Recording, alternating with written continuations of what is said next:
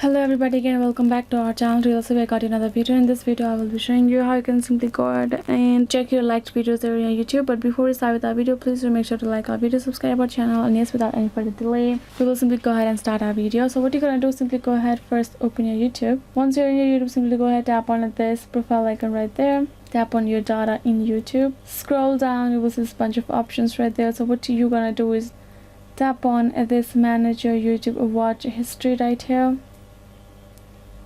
And now you will be able to see this kind of interface with a bunch of the options above. Simply go ahead and find this option called interaction, and then you will find this option called video likes and dislikes. Simply go ahead, tap on it, and you can see your likes on YouTube videos. So now you can see what videos I have liked so far. In today's case, you can check whatever so far there in your YouTube right